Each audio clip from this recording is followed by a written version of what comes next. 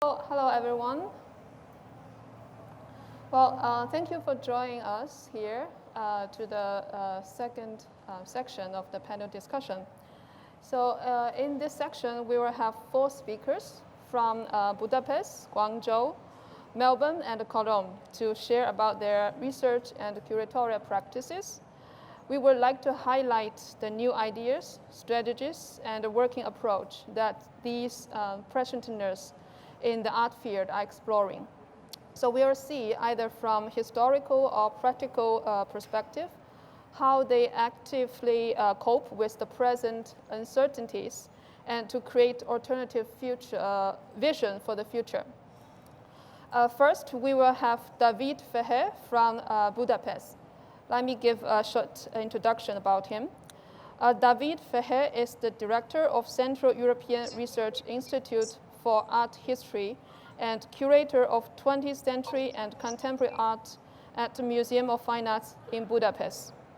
He earned his PhD in art history from the Otavas Lorent University in Budapest in 2018, where he recently works as assistant professor at the Department of Art History. His research focuses on the art history of Hungary and the Eastern European after 1960, especially the reception of photorealism, pop art, and conceptual art, and the theories of contemporary paintings. So hand over to you, David.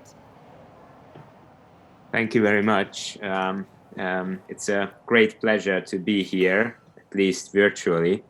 And I will try to share my screen for the presentation. Thank you very much for the invitation. And due to the very strong limitations of time, I decided to write it down to be precisely on time. So I will start it now. I will talk about artistic connections within Eastern Europe and beyond. And through that, I will continue somehow the discussion that have started in the first section before me. I've been curator of 20th century and contemporary art at the Museum of Fine Arts, Budapest, since 2010. I'm sorry, just a moment. So, I've been curator of 20th century and contemporary art at the Museum of Fine Arts Budapest since 2010. Our museum holds the largest classical art collection of the region, and we find it a great challenge to present contemporary art within such a classical context and initiate a productive dialogue between artworks from different historical periods. Besides my work as a curator, creating international art exhibitions about such themes as a painting of the School of London or the oeuvre of Sean Scully, I've been conducting an extensive research about Eastern European art from the 1960s and 1970s, the so-called neo-avant-garde generation of artists. Since 2020, I'm the director of the museum's newly founded Central European Research Institute for Art History, the so-called CEMKI, that aims to initiate regional, trans-regional, and international research projects of 20th century and contemporary Central European art, with a special focus on artists from the above-mentioned generation.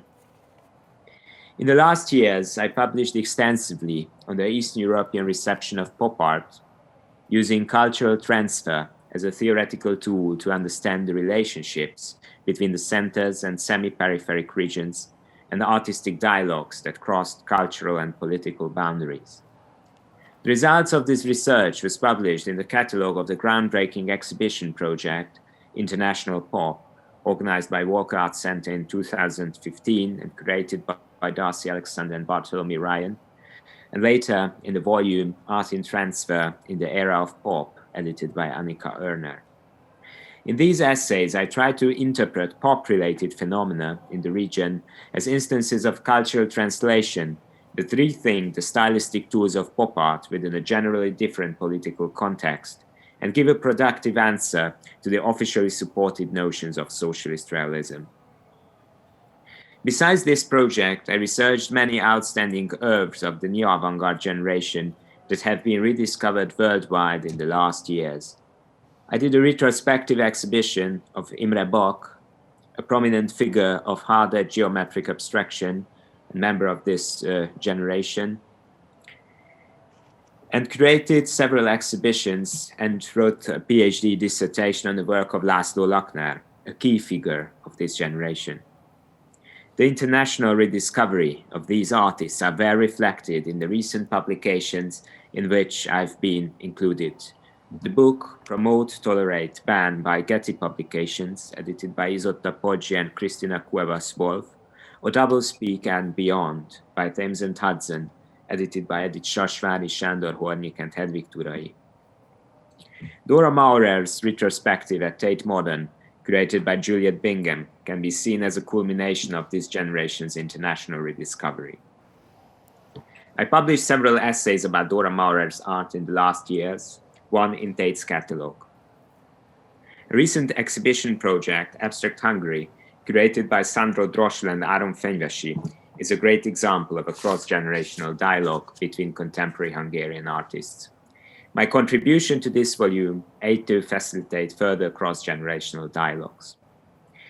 In what follows, I won't talk about my own research, rather about artistic strategies in the former Eastern Bloc that aim to cross the borders that were strictly closed by the authorities. My starting point will be an iconic work by László Lakner. In 1972, at an exhibition of young Hungarian artists in Warsaw's Vauxhall Gallery, Lakner showed, alongside other works, his Wittgenstein citation, the philosopher's famous statement according to which, whereof one cannot speak, thereof one must be silent. Lakner divided the statement into 5 parts and wrote it in various languages with sharp demarcations between the words. Confinement to cultural space and the language presents itself here as an ontological, semantic, and existential issue, as the inscription as a whole has a menacing, oppressive feel and is saturated with political connotations.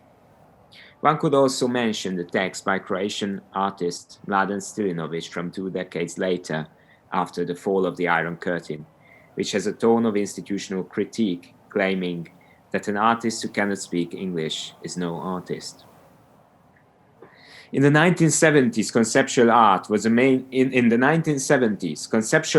a main tool for artists to cross cultural and political boundaries and initiate cross-cultural dialogues.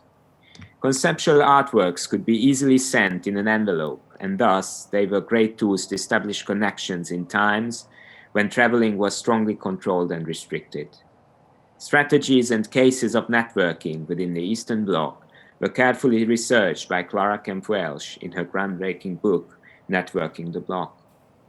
One of the starting points of a discussion on networking should be the so-called net, a mailing list created by Polish artists Jarosław Kozłowski and Andrzej Kostolowski. The list of net contained addresses of artists from the whole globe, besides Europeans, including artists from Latin America. Although there were barely any direct connections between Latin American and Eastern European artists, the comparison between these 2 regions became an important field within recent researches and curatorial projects due to the slightly similar social-political backgrounds and some stylistic similarities. That was also a tool of creating some direct connections. The Hungarian exhibition, that consisted of conceptual artworks sent via post, at the Center of Art and Communication in Buenos Aires in 1974, organized by Jorge Kluisberg, belongs to the most prominent examples of such transcontinental dialogues. Although artists of semi-peripheric regions like East Central Europe were mostly looking for connections and references from the Western scenes, there were some interesting initiatives of establishing regional connections. Such Polish galleries like the above-mentioned Vauxhall Gallery from Warsaw or the Galeria Accumulatori from Poznań were important hubs of these networks and places for presenting art from other East Central European countries. In Hungary, an underground exhibition space, György Galantai's Balatonboglár Chapel studio by the Lake Balaton became such a place where important exhibitions and actions were realized. The legendary handshaking action initiated by art historian László Beke, belongs to those events, which accompanied the meeting of Czechoslovakian and Hungarian artists. Balatonboglár was the venue of such experimental exhibition projects as texts curated by artists Dóra Maurer and Gábor Tóth that showcased very prominent international artists. Paradoxically, the most important projects with a regional focus were initiated from the West. The book Aktuelle Kunst in Osteuropa, edited by Klaus Groh and published by Dumont Verlag, was a groundbreaking publication that facilitated artists to get more information about the art scenes of the neighboring countries and get in touch. This is a list of the artists included in the book. The Art Diary mailing list, compiled by Flash Art editor Giancarlo Politi, was also an important surface of networking and to establish trans-regional connections. Indeed, important contacts were made in these years. Daniel Buren's site-specific ephemeral work on the bank of the Danube belongs to the iconic instances of these dialogues. Gábor Attalai was one of the key networkers of the Hungarian scene. During the 1970s, Attalai, living in a relatively isolated world, sought to collect information primarily via posts about the phenomena related to contemporary art as well as the art of the recent past. My generation operated with its sights directed at the West, pondered the artist, who entered the international art world of his era by utilizing the postal service. He enclosed his conceptual works in envelopes and sent them to his peers living in the West, requesting information about the phenomena of contemporary art. He established correspondences with such artists as Robert Indiana, Jasper Jones, John Chamberlain, Ed Ruscha, Lawrence Wiener, Karol Schneemann, Sol Lewitt, Christo, Haneda Bowen, Richard Long, John Baldassari, and others. Letters written by all of the aforementioned artists can be found in Attalai's archives. On occasion, they also sent him publications and artworks. Attalai's contemporary, Endre Tóth, became part of prominent mail art and Fluxus networks in the same years through sending out zero postcards and blank questionnaires to his acknowledged Western colleagues. Through this mail art activity, he became present in international exhibitions while being physically absent and remaining in Budapest until the end of the decade. He migrated to West Germany in 1978. Meanwhile, Attalai remained in an inner isolation, though being a state-supported applied artist in the same time living a double life. An unrealized project or art project belongs to the key moments of the early 1970s Hungarian art in terms of establishing international connections. It is a so-called foot art project, originally initiated by László Lakner and then continued by art historian László Beke. Lakner's main idea was to connect Harald Zeman, the director of the 1972 Documenta, to propose a collaborative art project for the Documenta. The starting point of Lakner's concept was the success of Hungary's legendary Golden football team that lost the 1954 World Cup final. This team, and sport in general, was a major tool of the Hungarian regime's propaganda, but also made Hungary world famous. Lakner created a series of collages that depict football players playing in the classical halls of the Museum of Fine Arts, Budapest. This conceptual series was a humorous reflection on the history of Hungarian football and a playful metaphor of institutional critique. Lakner's proposition was to form a football team of Hungarian neo-avant-garde artists and play a football match in the Fridericianum in Kassel. Later, when László Beke accepted the role of being the coach of this imaginary football team, the group of artists had started to make some trainings, ironic foot art events, and also developed the original idea further.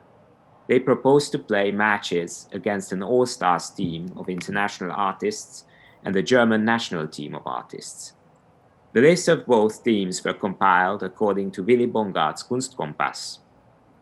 The project reflects on the marginalized position of Hungarian and further semi-peripheral artists within the international art world, and the asymmetric relations between hegemonic Western and peripheric East Central European and other art scenes.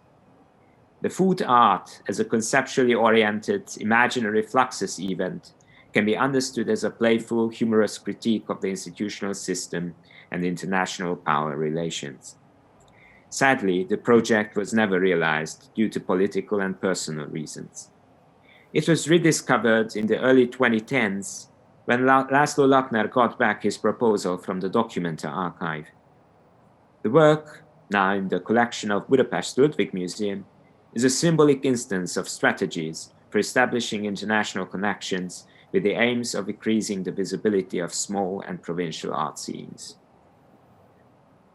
Although the situation has enormously changed after the end of the Cold War, with the opening of the borders and the quickening of the free information flow at the age of the internet, the artistic strategies of the underground remain crucial points of reference for contemporary artistic and curatorial practices.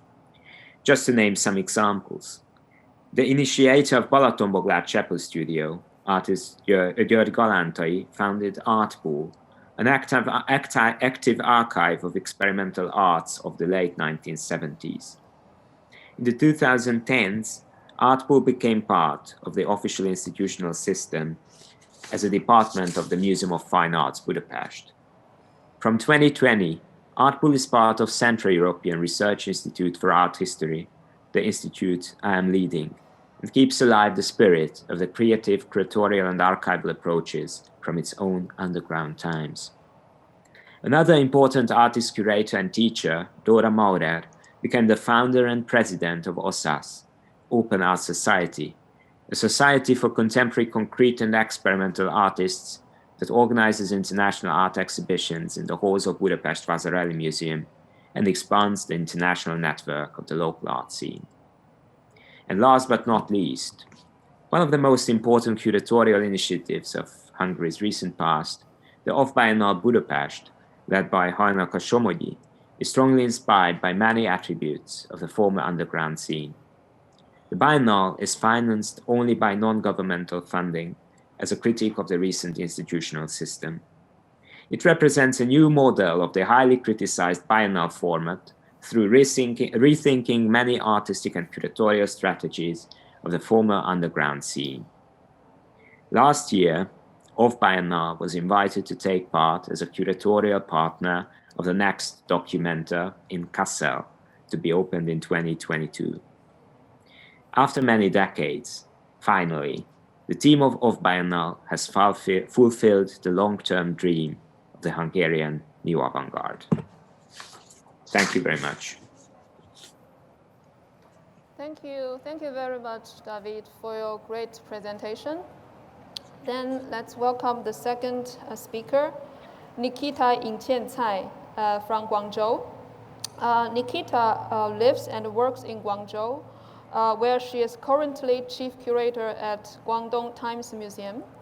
Besides the exhibitions she has curated at the Times Museum in the past 10 years, she also initiated the Para-Curatorial Symposium in 2012 and launched All the Way Styles in Exchange in 2016. So Nikita, it's your turn. Hey. Hello, everyone. It's really my pleasure today to be invited by Weiwei and also K11, and I'm really happy to share some of my thoughts with colleague Liliana, Yomi, and David. Now I'm gonna share my screen. Give me just a minute. Okay.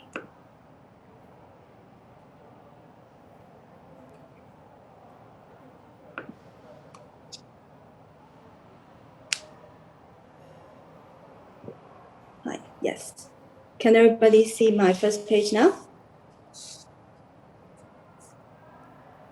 Okay. So my presentation today is actually will not be centering around the exhibitions I've curated in Times Museum, even though I've worked for 10 years at Guangdong Times Museum.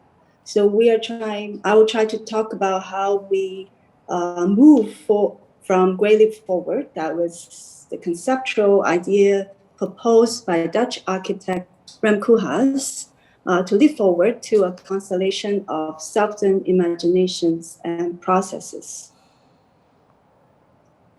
Maybe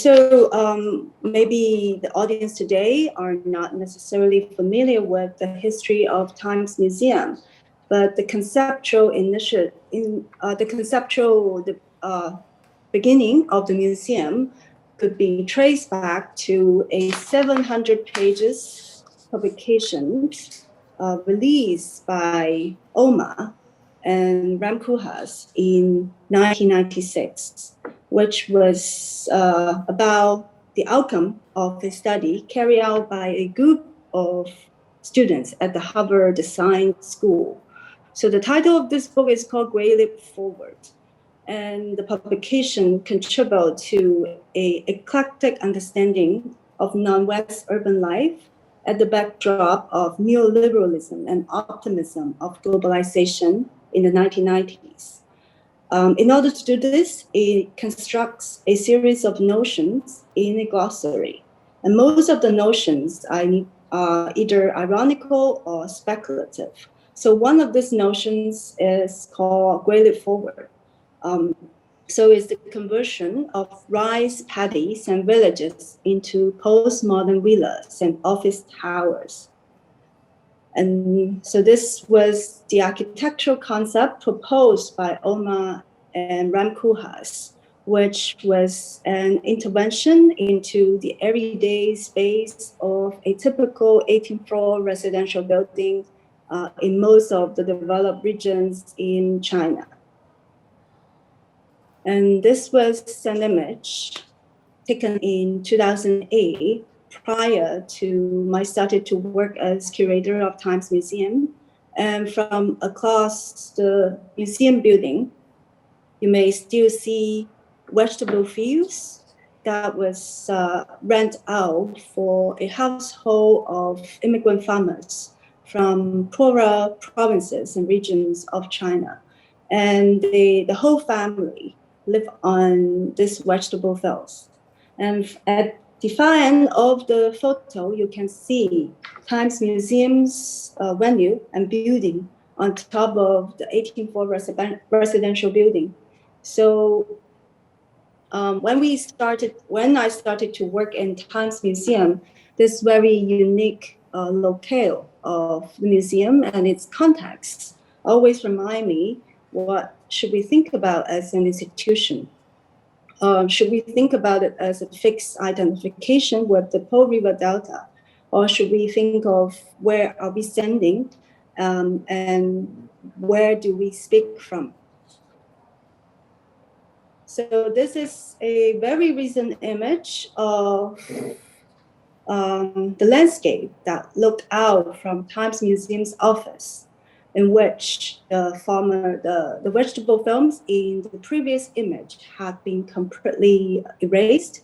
And now a whole new development, which is creative industry village, a park, has arisen. And we can see high ceiling buildings arise from across, and the whole demographics of the neighborhood of Times Museum has changed and will be changing even more dramatically in the coming 10 years.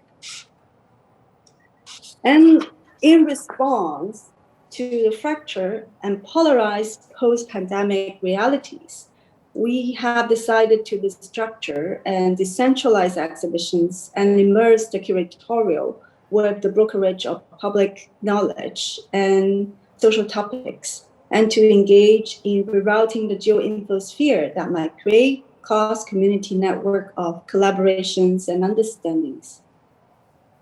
I quote from Arjun Appadurai's to actually maybe revisit what we think of as social processes and social imagination. So the imagination as a social practice, no longer mere fantasy, no longer simple escape from a world defined principally by more concrete purposes and structures, no longer elite pastime that's not relevant to the lives of ordinary people, and no longer mere contemplation, irrelevant for new forms of desire and subjectivity the imagination has become an organized field of social practices, a form of work in the sense of both labor and culturally organized practice, and a form of negotiation between sides of agency and global defined fields of possibilities. So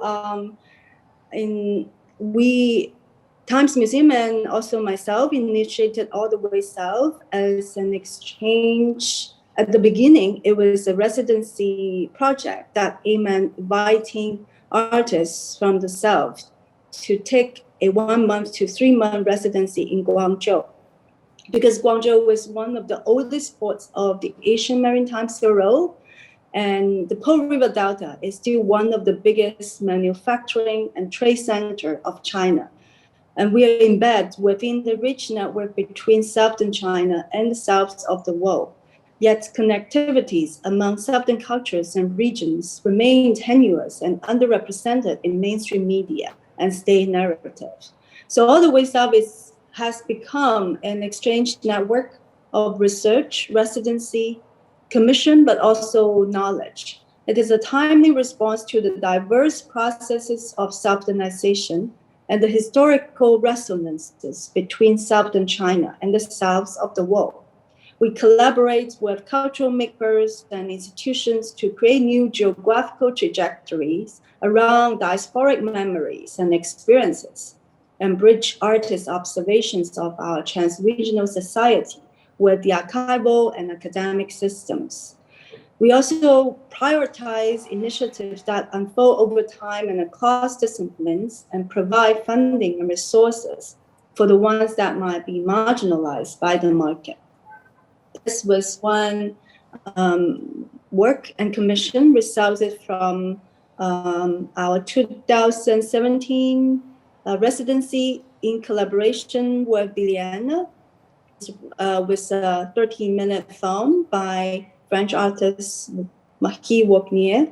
She gave voices to these female African traders who had took Guangzhou as one of the main circle of trading business, and she featured 3 protagonists in her film. And after we carry out 2 years of residency exchange, we also launched a series of a symposium series within the framework of a para-curatorial symposium, which happened in 2018, titled South of the South, Rhetorics of Geography and Imageries of the Linking. And after we invited some artists and scholars and also researchers who are interested in reimagining or remapping different ideas of the South. And we are actually looking at South of the South, rather compare with, I would say, other private museums in northern part of China, which always juxtapose institutional model with Western major museums such as Guggenheim, MoMA, or the Pompidou. And we think that there are a lot more practice in proximity if we situate ourselves with the South, and especially with smaller institutions and self-organized activities in Southeast Asia and other regions of the South. And after the para-curatorial symposium, we also started to work on a new digital journal, which was launched together with a new website early 2020. So at the peak time of actually Wuhan lockdown, we managed to have the website available and also this digital journal accessible by our public. And some of the speakers who had participated in the symposium in 2018 had contributed to drafting or some of the ideas and on this digital journal. But probably today I would not be able to go through the website, but you're very welcome to check it out later. And also during the time of when a lot of exhibitions had to be postponed, or were not able to open from spring until summer last year. I think that was also the situation in globally. We also started to develop a monthly podcast series called The Rolling Kanji. It was a kind of timely response to pick up topics, social topics, especially that have went beyond the discipline or the sphere of contemporary art. And we hope to connect audience of different communities, especially bridge the academic community with our public who were temporarily not as able to enter any exhibitions at that time. So far by the end of 2020, we have launched 9 podcasts. It have been well received by the art community as well as attracted audience who were not typically interested in contemporary art. And in October 2020, we also try out a special edition of the Para-Curatorial series, which is titled Para-Curatorial on the Move, the Fleeting Union of Porto. We take the form of field works, and anthropological field works, and we travel through 4 different former treaty ports in China, which are Ningbo, Fuzhou, Quanzhou, and Xiamen. And so the history of Para-Curatorial was launched in 2012. And it has gathered artists, scholars, researchers, and audiences through thematic seminars that bring cross-border discussions into the museum. However, this cosmopolitan spectrum of art has struggled to document and embody the fractal realities of the post-pandemic world, when heated public topics such as race, the Cold War, and decoupling widen the divide between we and they. So we take treaty ports as a conceptual portal to review early histories of colonial imperialism and the forming system of free trade, in which material exchange across continents and oceans gave birth to convergence and divergence of cultures, societies, rituals, and images. And we work with informants and hosts and travel through the cities. So these are some of the selected images of the Para-Curatorial on the Move, and you may see it look like mobile classes but most of our local guides are folk scholars who had situated their practice and also research interests deeply with their immediate communities, and also in response to some of the crises I think we witness in most of this indigenous culture and smaller communities. And we have been talking and also with experts of different historical sites, and they retell stories about this historical sites from the personal perspective. We also work with smaller institutions of these 4 cities and hope to reach out to a very different kind of public that are willing or interested to visit Times Museum. And so from this Para-Curatorial on the Move and this very special edition, we learned that the brokerage of public knowledge and the bridging of different understandings is still one of the crucial roles as a cultural institution nowadays. And we want to know how to connect the fields with the clouds and how to ground artistic imaginations and expressions with social processes and realities.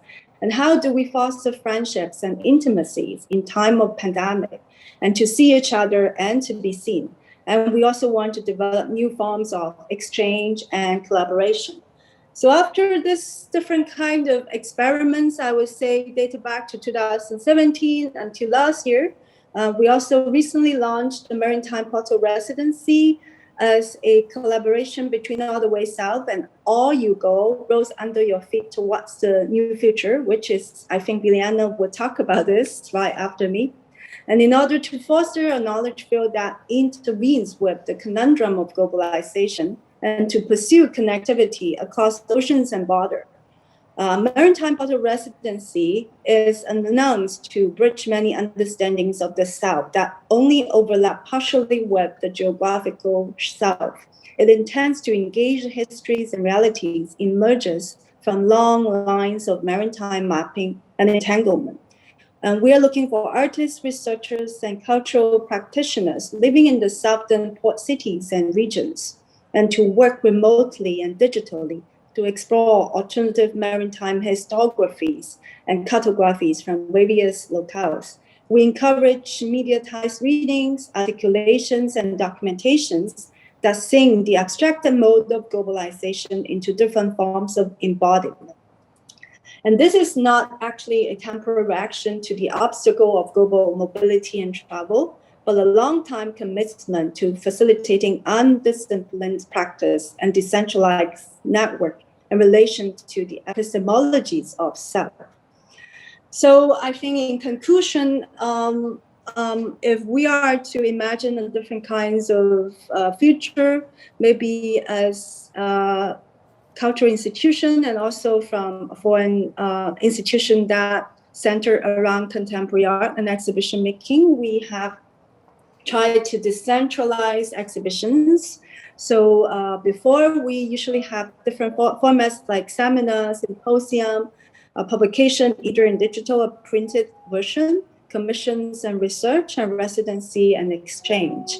And now we think of imaginations and processes beyond exhibitions. So focusing on field trips and co-learning, different formats, and also embodied knowledge, and who are our emergent constituencies, and how do we think of reciprocal collecting. And I guess my time is up, and thank you very much for being present today. Thank you. And this is one of our upcoming theater space. Thank you very much, Nikita. Okay, let's move on to Biljana Širik from Melbourne. Biljana was the co-curator of the third Ural Industrial Biennial for Contemporary Art in 2015, curator in residency at Cadiz Art Foundation in 2015, and a research fellow at Hania Onsted Kunstinstitut in 2016. Well, Biljana, actually, I know about Biljana since many years ago. Well, she's originally from Serbia, but lived and worked in China for a long time. Well, she did a lot of exhibitions, not just in China, but almost all over the world. Right now, she's based in Melbourne. In 2013, Biljana initiated the seminar platform From a History of Exhibition Towards a Future of Exhibition Making with focus on China and Southeast Asia. In 2018, she established the education program platform, What Could, Should Curating Do? And currently, she's developing a long-term project reflecting on China's Belt and Road Initiative titled As You Go, the Roads Under Your Feet, Towards a New Future. Right now, she is undertaking practice-based PhD in curatorial practice at Monash University in Melbourne. So let's welcome Biljana's talk. I will share my screen first.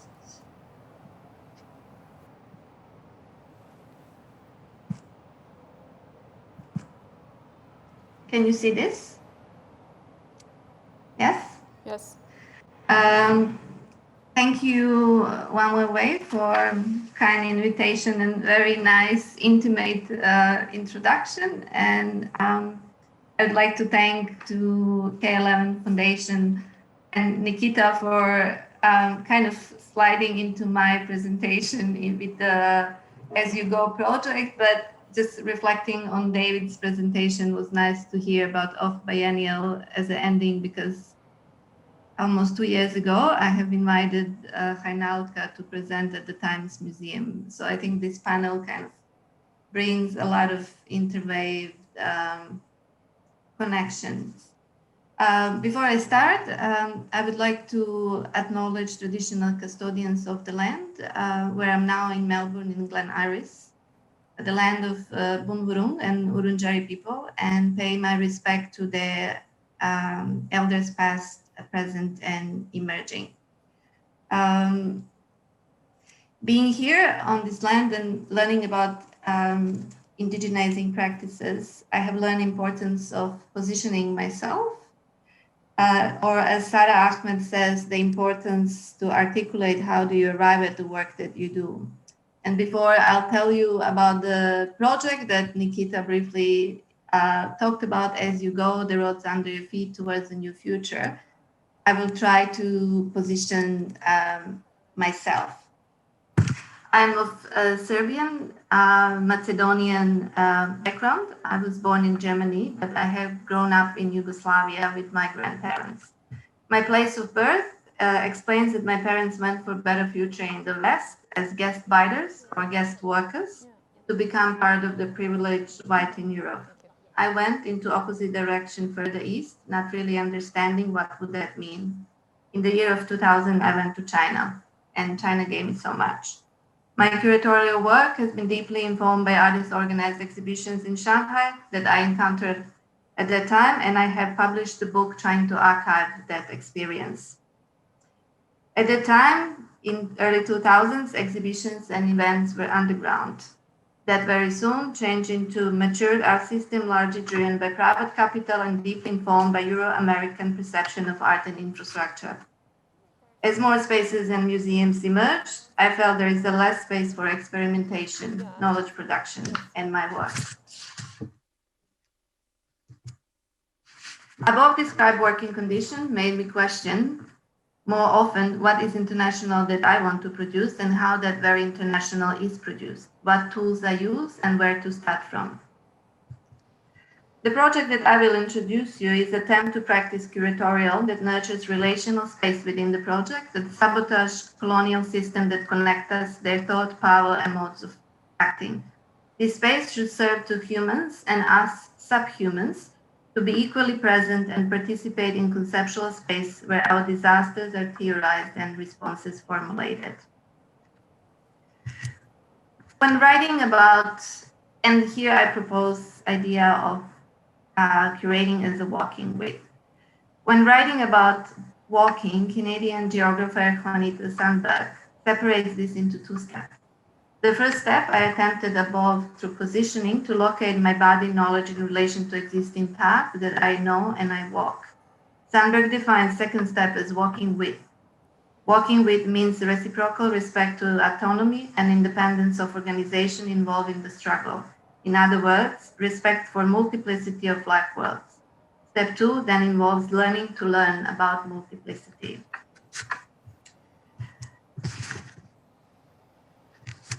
As You Go, Roads Under Your Feet Towards a New Future is a long-term research project, an inquiry that reflects on Belt and Road Initiative and how it will alter the aesthetics and practice of everyday life in different local contexts. The project was conceived and initiated by myself in 2019 after curatorial research trips to East Africa, Central Asia, and a number of Balkan countries where the project is currently situated. The title of the project, As You Go, Roads Under Your Feet Towards a New Future, refers to the roads. These roads could be understood as a visible infrastructure built through BRI in a local context, present in metro lines, fast-speed trains, railways, and bridges. They connect society and enable the movement of people, goods, raw material, and faster extraction. But the title also refers to the roads that we are building through the project, roads that are ours, built through the walking with and thinking with, leaving marks on grass and flowers that could grow back and make our path invisible again. Our roads are playing between the invisible and visible, permanence and transience. Our walk is slow and long, most likely done on foot, but it's not a run. It is a careful walk trying to be conscious of the world under our feet, making each step lighter, acknowledging the world below. Just a very brief intro, what is BRI? It's infrastructural development that China started in 2013. It has this overland route and the maritime. This is the early map. And this is the most recent one, just to see that you kind of encounter how dynamic the project is. You have now Chinese-Pakistani economic corridor, but you also have a Djibouti as a Chinese overseas military base. This is the most recent one that includes ports, and Nikita just mentioned ports, gas pipelines, oil pipelines, railways, etc. In 2020, there was a Health Silk Road that started, which China initiated, helping with doctors and PPE equipment to a number of countries on Belt and Road Initiative to deal with the pandemic. And I believe similar is happening with the vaccines. The importance of bodily knowledge I acquired by walking through and listening within the spaces was not only crucial for me understanding the local context, the transformative process of industrialization and modernization through BRR, but also understanding of my own limitation that led to shape this project in the way they took a shape today. My walk also asked whether this new Cold War slowly unfolding in front of us, caused by the pandemic, can usher in connection that no state can control, ones which we need and those which are truly ours. The project also stands as an important reminder that BRI can possibly cultivate connection that will be impossible to channel and control through mainstream narrative to any state. It is an exploration into solidarity that diminishes difference between providers and beneficiaries, where providers are usually wealthy and beneficiaries are poor and with the problems. The project is structured through it's a three years project, and I'll talk about it later. And it's structured to the partners' cells, and they are What Should Curating Do institution that I established in 2018 in Belgrade. Times Museum, Nikita just did the introduction. Rockvan Art Museum, it's a private museum in Shanghai. Robel Temesgen Artist in Addis Abeba. Sinknek Asatu, a writer from Addis Abeba. Moderna Galeria, it's a public institution in Slovenia. The public library in Bor. Bor is a small town in very close to the border to Romania in Serbia. And Artcom is a civic association based in Astana in Kazakhstan. As you see, research cells vary from small-scale, single-person organization, state, private, museum. The configuration of cells or the partners did not come with a mutual friendship, like Internationale, for example. These cells came together upon my invitation to the project. I'm friends with some of them. That invitation was sent to cells knowing that they could recognize certain potential within this relationship and possibly gain something out of it. That something is very different for each single cell. Each partner came with its own intention to unlearn, to become visible or invisible, to relate to international community. What we all share is a discomfort at how international has been performed through contemporary art practice and a collective desire to create pathways for working and imagining otherwise. The partner cells met for the first time in February 2020 in Addis Abeba right before the pandemic to discuss how we will work together. During this meeting, we agreed to approach this inquiry as an exercise of working together for 3 years, creating the possibility of establishing a long-lasting alliance or confederation after this research inquiry ends. If successful, we will collectively create a manifesto announcing how we will work and what our goals of continuing to work together will be. If not, probably I will do a reflection on our failure. The natural position of cells and our pleasing instability redefines the notion of authority. It also opens up possibility of collaborative reflection and authorship, as well as the bliss of ignorance that in the presence of another mind is not so easy to achieve. This proposition opens up a number of not so easy to answer questions. How might we keep horizontality within the project among partner and cell? And how we might go beyond economic means within the project? Who is contributing financially, who is not? How the labor is valued? These very practical inquiries lead to issues of how to find ways to work together across different localities, especially where there may not be a proper infrastructure in place to support such activity or even contemporary art in general. Is it possible to speak about solidarity across these different contexts and on what terms and how we might go about it? How do we imagine and develop different working rituals with each other through this process? Being through the pandemic seems even more relevant when thinking about intimacy of cells and how we may perform the process of transformation towards a possible community in times we are made to abide to a social distancing. My own role is central, but not one of authority, or at least there is a tendency towards avoiding authority. This central position takes a number of responsibility, creating conditions for encounter at different levels through the project. Relational space between cells did not exist. It was built slowly within the project, with tensions of creating that space being a constant challenge from beginning of our conception, intensified by political, ideological, physical separation, as well as local conditions caused by pandemic and economic recession, difficulty of coping with immobility that for those of us working with contemporary art sector was so crucial. Decisions are made together as they lead the process to our mutual agreement. Repetition as a method has been used to establish relationship. Repetition is a strategy exercised by many artists in the former Eastern Bloc as a necessary pathway towards the new. Here, I use repetition to catalyze change in relationship and break a linear understanding of time. Repetition brings stability to us. Cells are always represented by the same people, and Nikita is always there. Museum directors, chief curators, founders of spaces, and artists.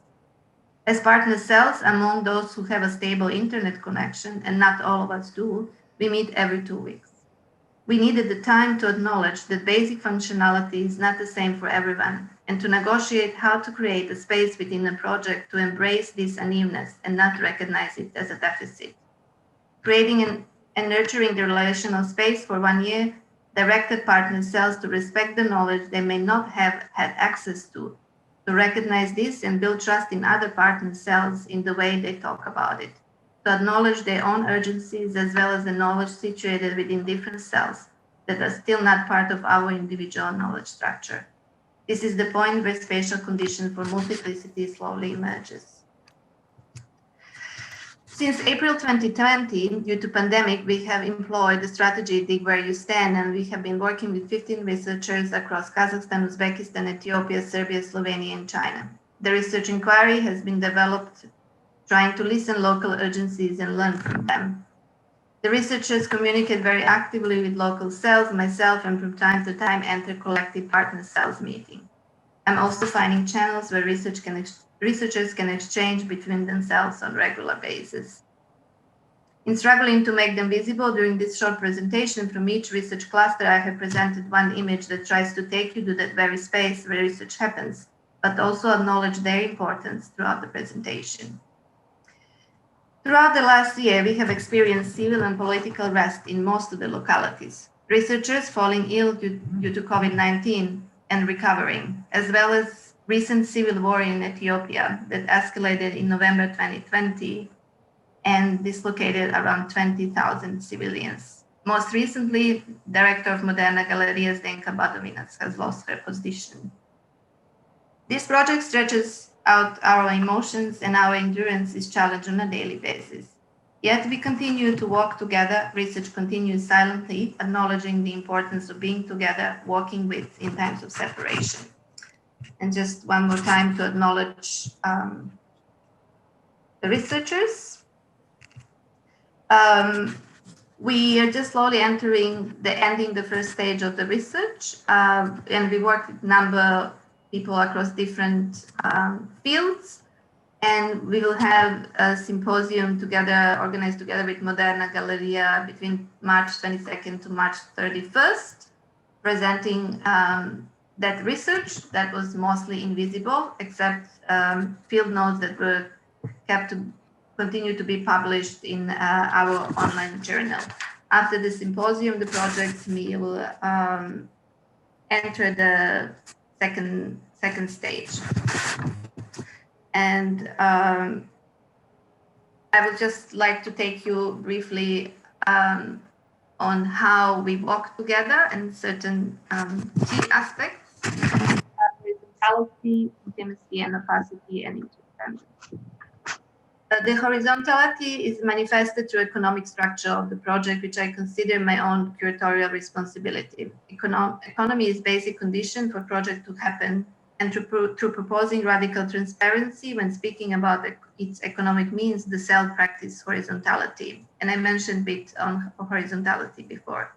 The first stage of the project has been supported by Foundation for Art Initiatives, FFAI, and part of that funding has been distributed to partner cells who do not have economic means to work within the project.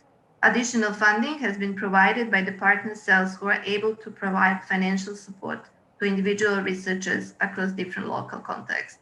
And what Nikita just mentioned, digital residency is one of these examples. To practice intimacy between the cell, opacity is needed rather than visibility. That intimacy defines how ideas are shared and to what extent. Visibility is defined and controlled by the way the Western economy of discourse work hand in glove with the global economy. Many of these localities situated on the margins of the global economy regain a momentum of visibility through geopolitical conflicts when BRI entered the sphere of interest of other global powers. Would a new visibility and set of geopolitics create alternatives to our existence, or it will uphold the extractivist capital logic done for so many years by Western European modernity? Following the BRI, this inquiry entered the space of ambiguity, similar to what the Southern Conceptualism Network addresses. And they say, exposing practices to visibility, they gain more attraction that could be used and consumed in a different ways.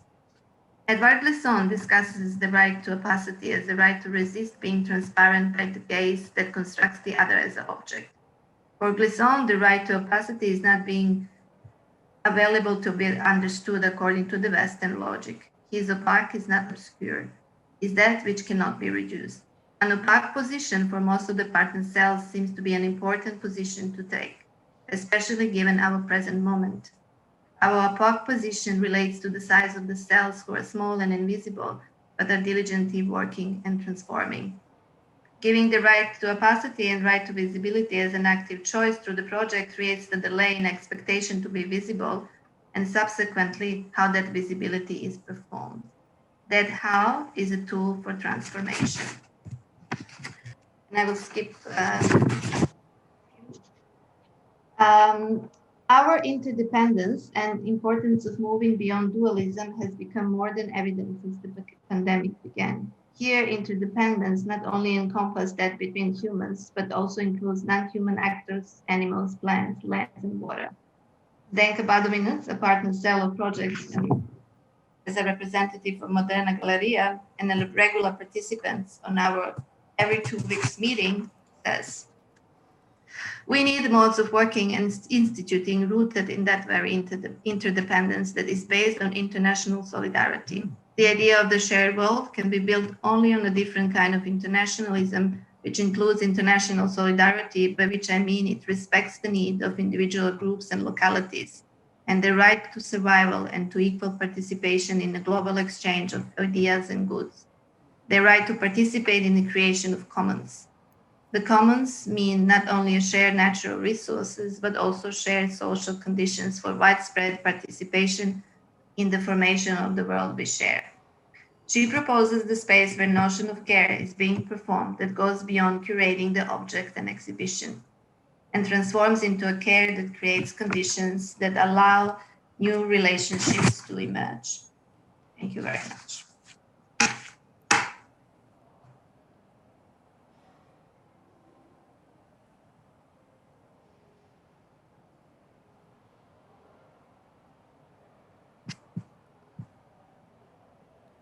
Thank you, Bliana.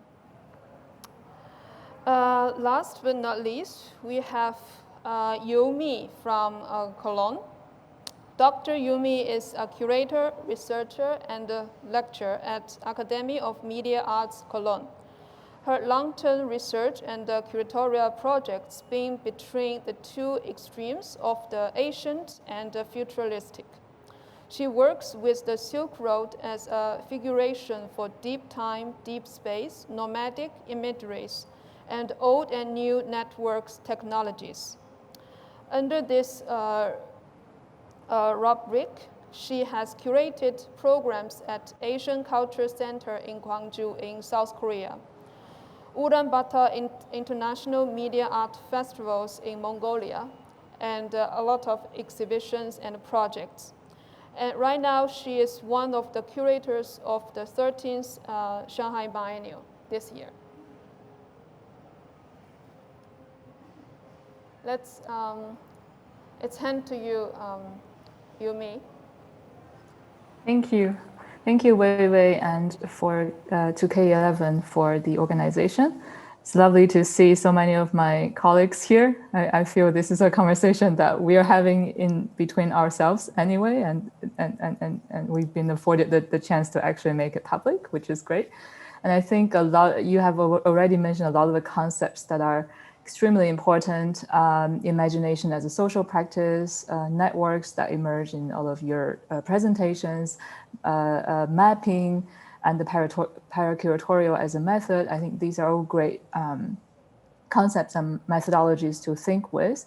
So I also take them along as we walk through my presentation. So as Wei Wei already introduced, I work for many years on Eurasia, and Eurasia is many things. It is also different things for different people. It is, to start with, it's a geological space, right? The Eurasia tectonic plate. It's also a geographical space in the sense of Asia and Europe as two continents. So you see how the sort of geohistory conditions human geography as well. Eurasia also figures prominently in various cultural, social, political histories, discourses, both contemporary and modern. But more importantly for me, it's also a space where a lot of life practices and cultural techniques are imagined, which often go back to sort of quote unquote traditional community practices. So for example, the way we relate to space, mythologies, stories of metamorphosis, which I'll speak about a bit later. All of these are techniques that can teach us about where we can go in the future.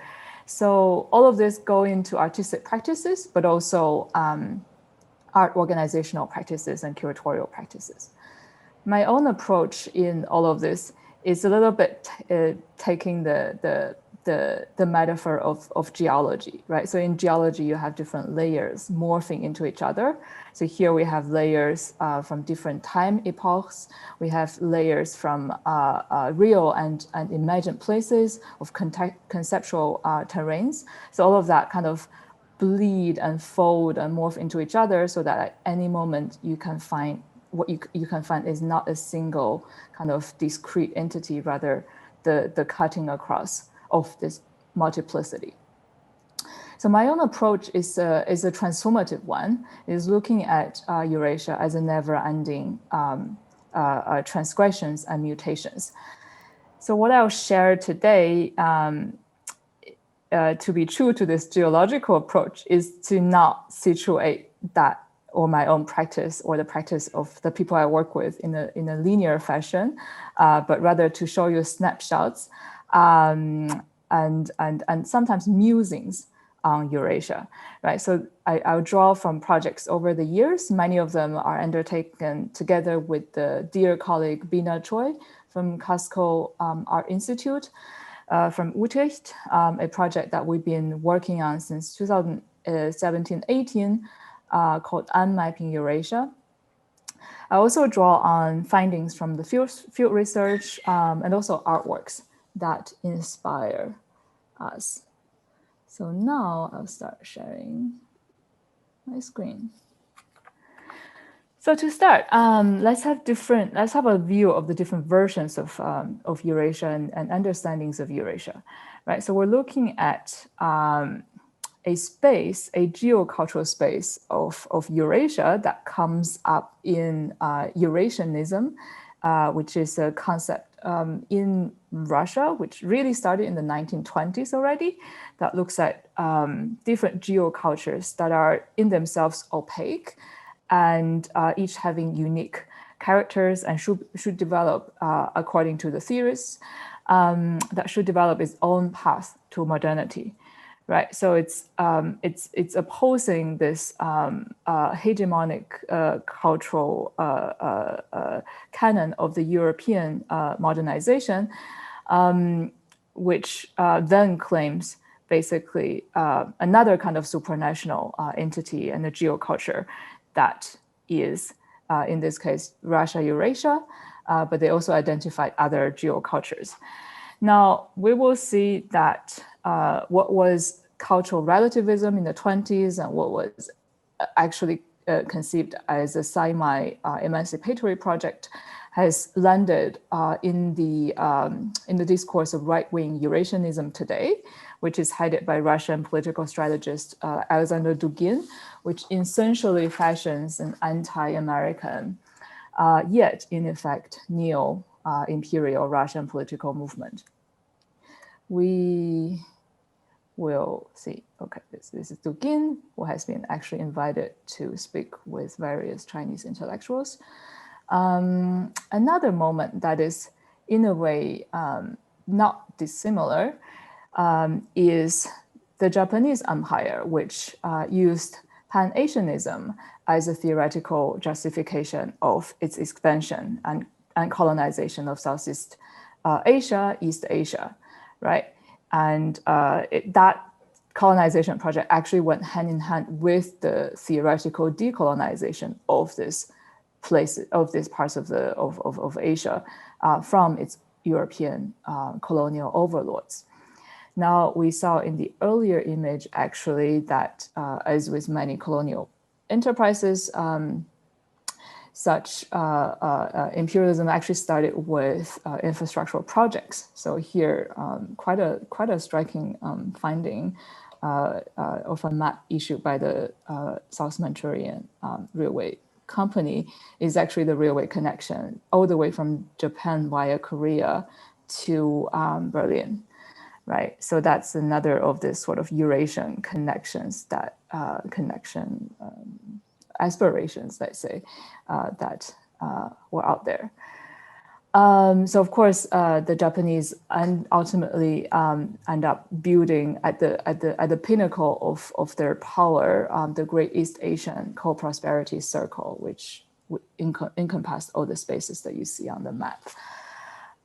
So you see many of my projects started with, this is the map that Biljana just showed. I think this is actually an earlier map. So now she showed us an updated one.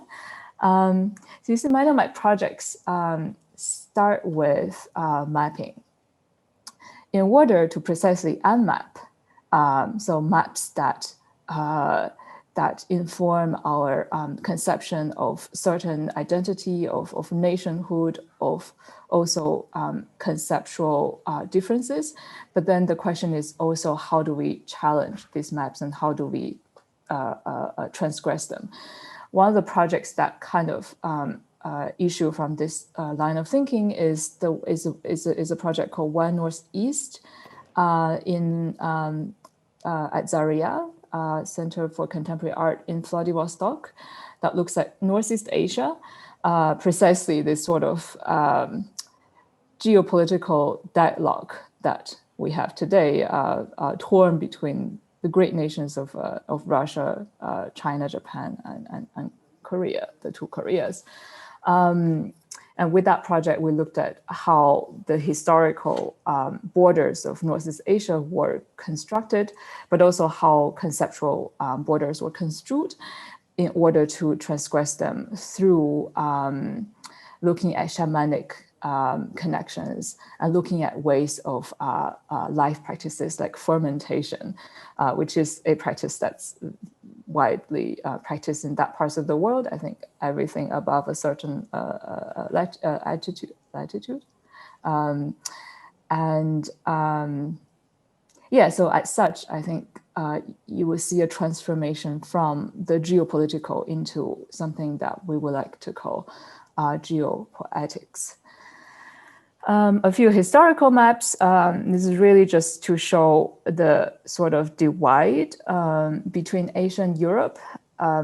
as conceived by Anaximander, a 6th century BCE, so a pre-Socratic thinker. Other maps that, rather than showing you the divide, show you the connections are this one, for example, that looks at the steppes as a zone that spans across the Eurasian continent. And it's also true that, if you go into archaeological studies, art history of the extreme early periods, early to medieval period, you'll find many similarities in terms of motifs, but also forms of practicing iconography.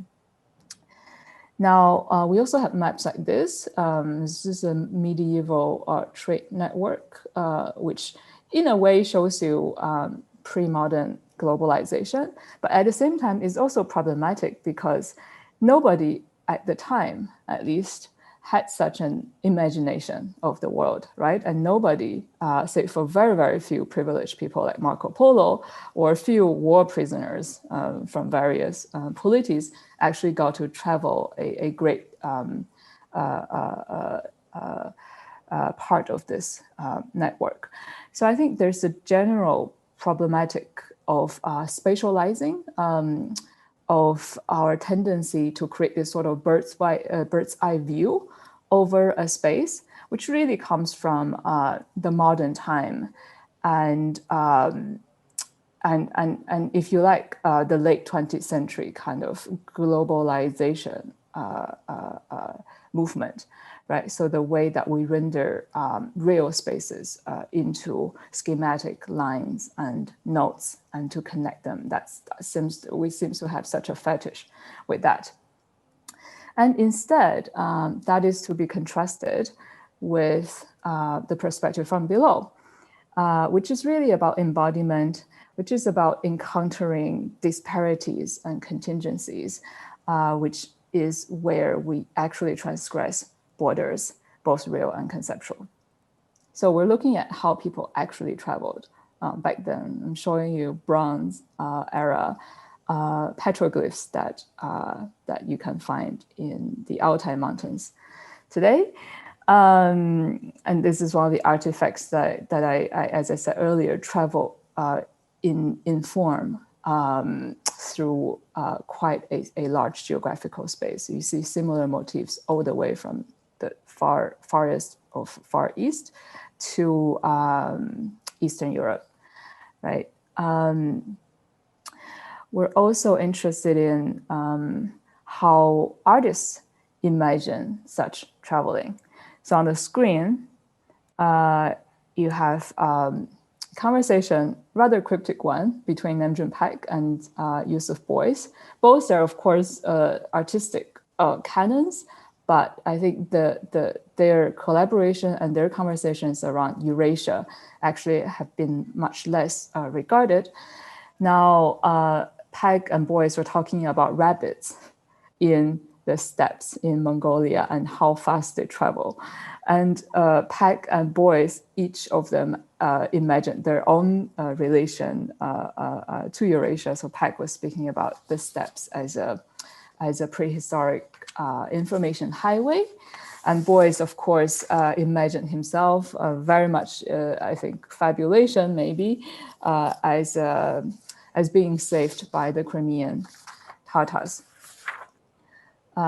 This is Boyce's performance called Eurasian Stab, Eurasian Staff, that took place in Antwerp, in which he played the figure of a shaman, as it were, in resurrecting certain forces. Now this is Paik's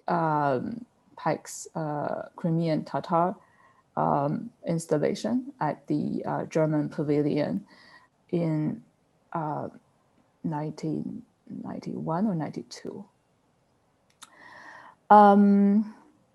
So inspired by these embodied practices and idiosyncratic approaches to Eurasia, Actually, I think here I like to signal the affinity to what Biliana just introduced as this idea of walking with. One of the projects that I curated with Bina Choi actually took the title of Eurasian Steps, right? So it's like Eurasia is such a complex thematic. It's a geographical imagination of many layers. How do we approach it? We can only take one step at a time, right? And following the steps in some parts with the steps of these artists.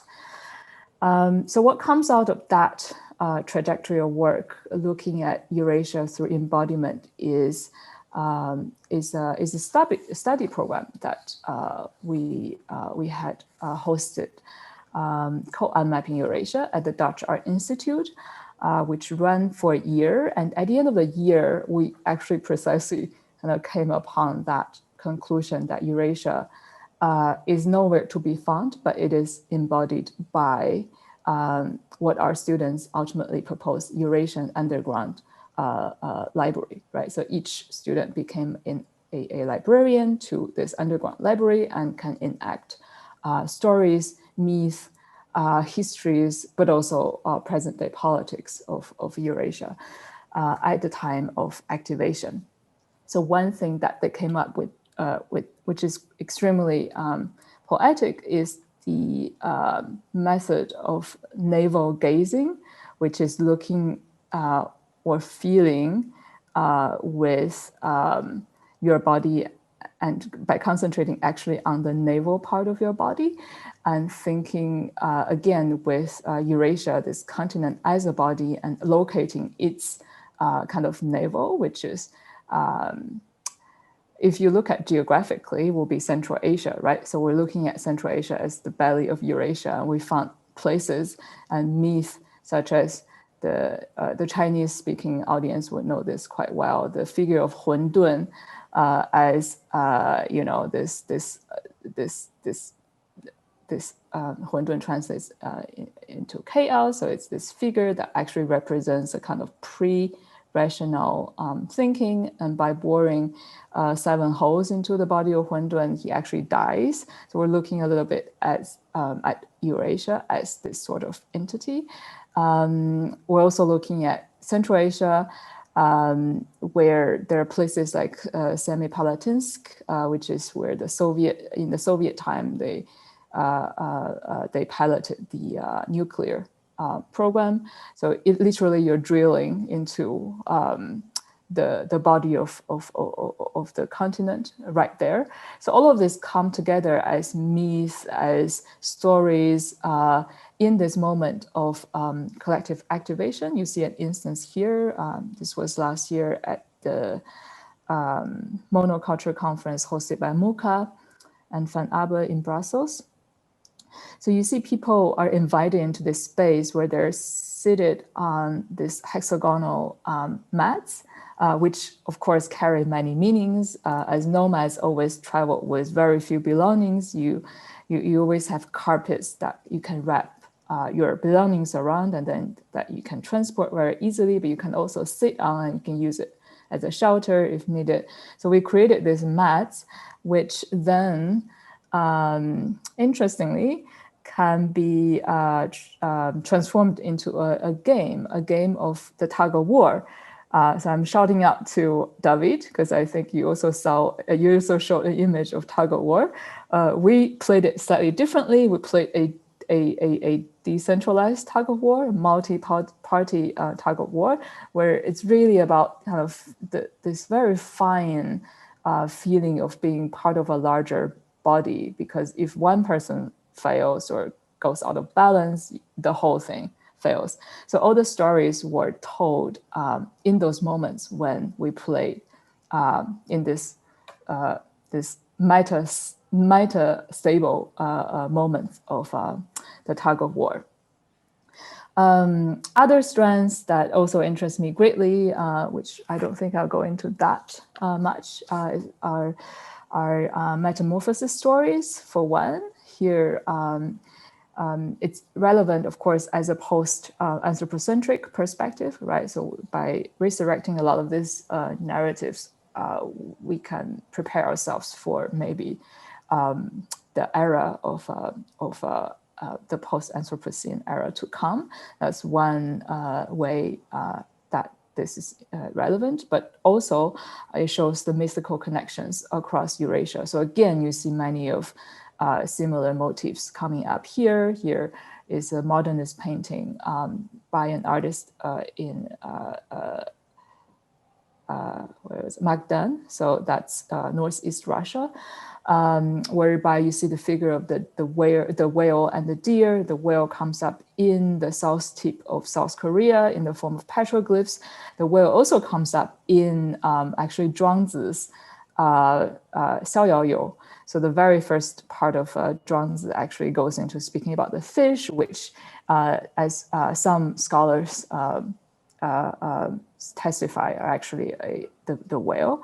And then there's a whale-deer connection in the form of how, for some shamans, when you go on to a trance journey, you can see yourself being embodied by or being possessed by different animals, and the whale and deer always somehow come up together. So what does that all mean? And then, of course, this is from a field trip that I undertook with Singaporean artist Fahey to Siberia, to a place called Ashan at the border between Buryatia and Tuva. So where they practice quite okay. I will refrain actually. I will refrain speaking about shamanism because I think a lot of that is, let's say, trans-rational. But what does that all kind of lead us to in terms of artistic practice or theoretical inquiry is its relevance actually for technology, media, and mediation. So here, Fahey actually transformed that experience into installations, choreographies that he doesn't try to recreate the experience because the experience is untranslatable in a way, but he sort of creates digital proxies to that space. Now, lastly, and this is very much, I think, a shared topic between some of the colleagues that already spoke about this. I see Eurasia as really a network, a manifestation of a network of practices. So it's about creating this sort of more decentralized network of practitioners, each working at their own locality and in locally significant ways. This is a very idiosyncratic practice by some of our colleagues in Novosibirsk, again in Siberia, where they, on the surface, they practice something like agitprop-inspired public performances, children's theater. Their practice also includes publishing, self-publishing. So this is a revisit of quite important early 20th century avant-garde literature, which has been left out of the history for a long time.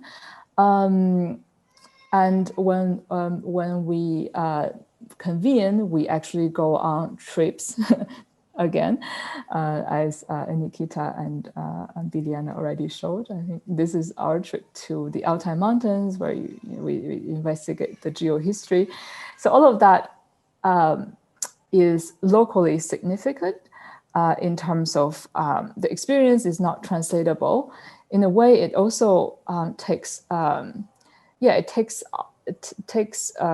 significant in the sense of signifiers. So you have locally relevant signifiers which defy the sort of global semantic of the art world, right?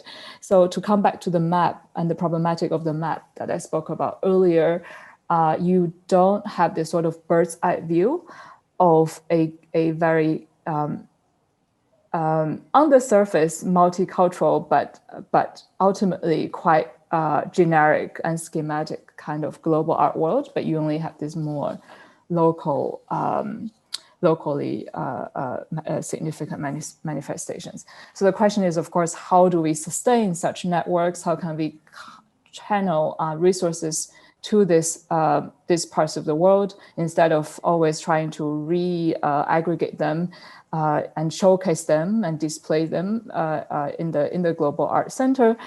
So I guess I'll end on that point of this network of multivalent practices of Eurasia. Thank you. Thank you, Yumi. Thank you so much for all of you for your great presentation. Well, it's really interesting for me to learn about your research and curatorial practices, because listening to your presentation is like there are 4 kind of web or networks were being formed by you in front of me. So obviously you are trying to forming more diverse communications and dialogues. And all of you actually are lighting up those, I would say, former underground scene or more invisible elements to be visible and to create new dialogues. So, well, actually, I believe that there's a lot of discussions can be happened among us.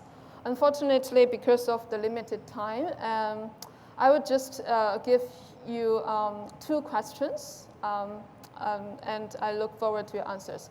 Well, first is, as we all experience that now is quite isolated time for all of us, and I know that the projects you are doing require actually a lot of travel, walking, moving, and dialogue with others. So how you deal with today's situation? So what is going on and what kind of challenge you are facing and what kind of strategy you are seeking and practicing now? Maybe start with David. Unmute myself. Actually, so I'm as I mentioned, I'm working in a classical museum, and in the museum we are working with classical formats, exhibitions, quite classical forms of exhibitions. And at the moment, I'm suffering from this situation because my most recent curatorial project, the Sean Scully retrospective, is closed since November. So yeah, I feel the problem very intensely, and yeah, in the museum we are looking for alternative modes to communicate with people, like making our online presence stronger, as everybody does. But the meetings and the meetings with the artwork and the aesthetic experience of the artwork cannot be substituted by the online presence. In terms of or regarding our research institute, it's a very newly founded institution, and fortunately we don't have programs yet, so we are shaping our programs and we are hoping for a better future. And I hope that as soon as we will start our programs with this Central European Research Institute, the pandemic will be over. But all in all, there are very few positive aspects of the pandemic. But I think there are a few positive aspects as well, because it forced us to experiment with new formats, and the possibilities of the internet can be, of course, very, very positive, like these webinars we are sitting in, because to organize such events is a great advantage. And I think the future would be somehow a mixture between the live and the online presence. But I have to emphasize that experiencing artworks and meeting people cannot be substituted with an online format. But all in all, I really like to be here, not being physically here, but being virtually here. And yeah, this is a positive aspect of the pandemic, that such events can take place. And yeah, they will take place, I think, after the pandemic as well. But all in all, yeah, I think we all, and you, I think the other participants of the panel can confirm that we are all suffering from this situation, what we face at the moment. Thank you. And I know that a lot of collaboration among Nikita, Yumi, and Beliana. So right now, you are not able to traveling. So what kind of programs you are organizing, and what kind of communications? And most important thing is, I'm really wondering how you adapt your research, because obviously those research require a lot of, well, it definitely build up a lot of dialogues and relationships among researchers and artists. However, during this very isolated time, how you, as curators, independent curators, institution curators, how you deliver those message and research to the general public? Well, this is my very curious questions.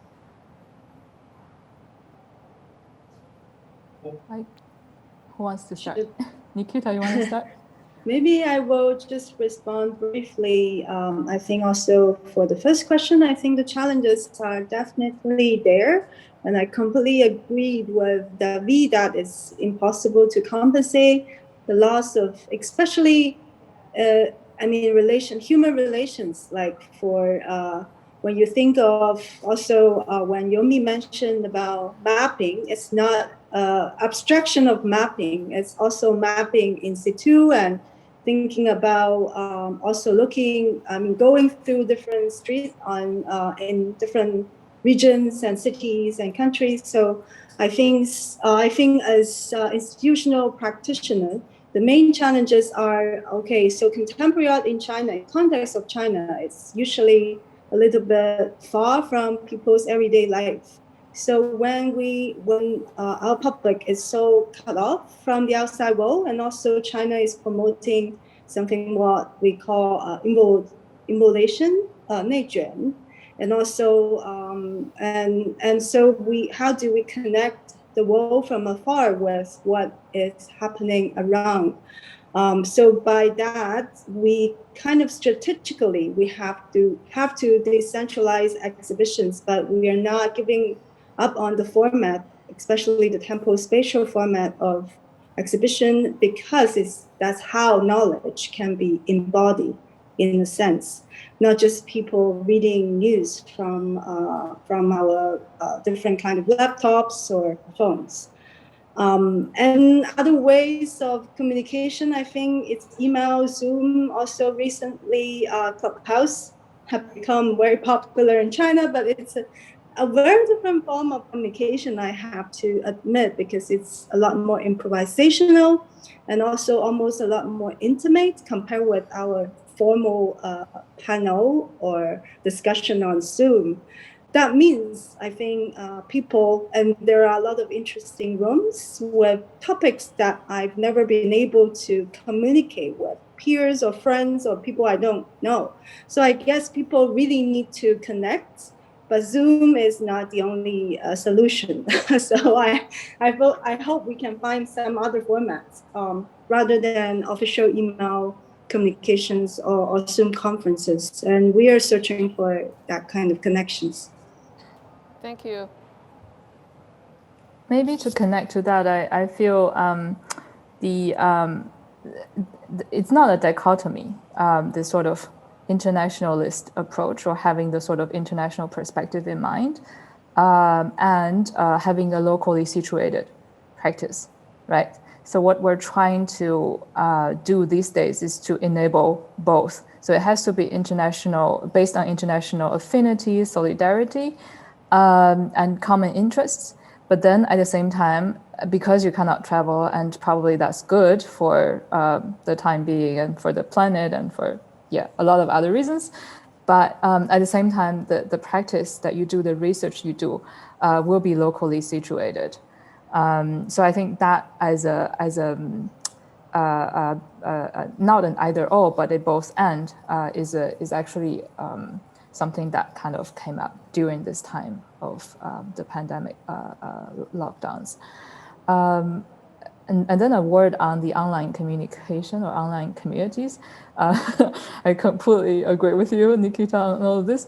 I just want to maybe suggest that maybe we're going to see, again, with this protracted lockdown, a sort of community building through these online communities. And I'm specifically speaking about platforms like Discord, which I don't think there's a Chinese equivalent for, where it's not just about people sharing common interests, but it's also about people building things together and prototyping things and finding others who share similar interests, but also have the matching skill sets and things like that. Is maybe I mean, we have to reassess this, like maybe 5 years down the road and looking back if this is all gone or if this actually becomes something else. But there's a potential there also in terms of building communities in the virtual, given all the restrictions that we have.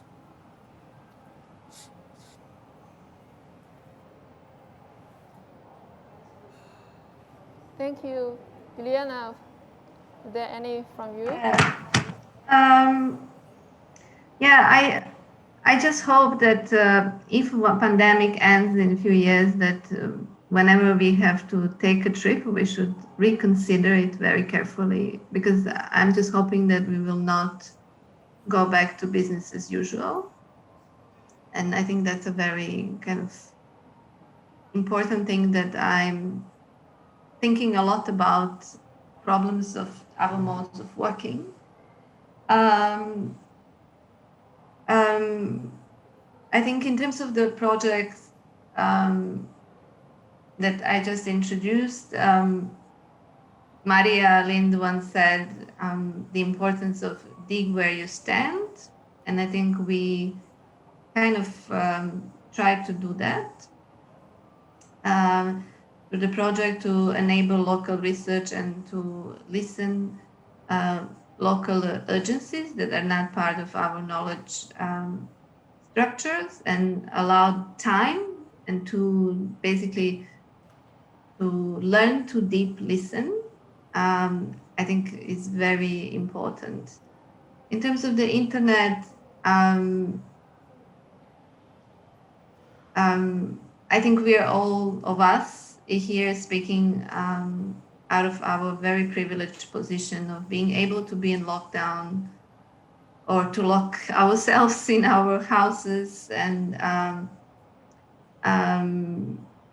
have a stable internet connections. And for me, within this project has been very important learning experience to understand that other people's reality is not like that. So, that I'm consciously reminding myself that besides this internet and online, there is another part of the world that doesn't have access to this, and many of our partners don't on a regular basis. So what kind of analogs we can use to actually continue to conversation. And for me,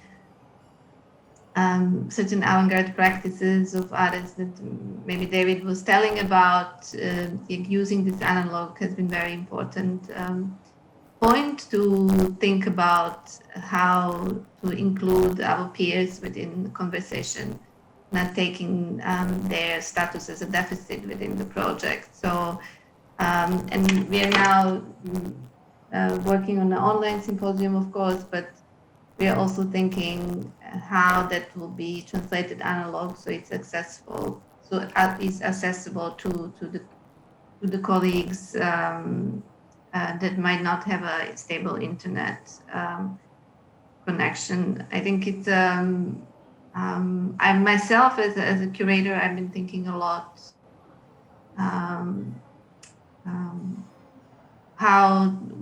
what does it mean to care within our practice, and how to grow this care with someone. I think having a lot of conversations with colleagues about interdependence and what does it mean to our practice has been very important journey of like really rethinking what curating can do within the world at this point. Yeah. Thank you, Vienna.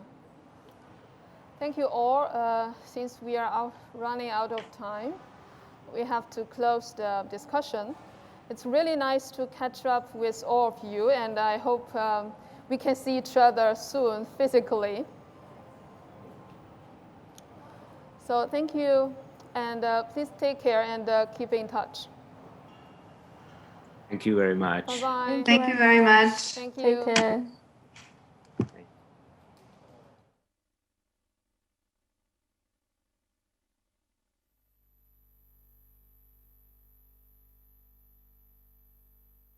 you.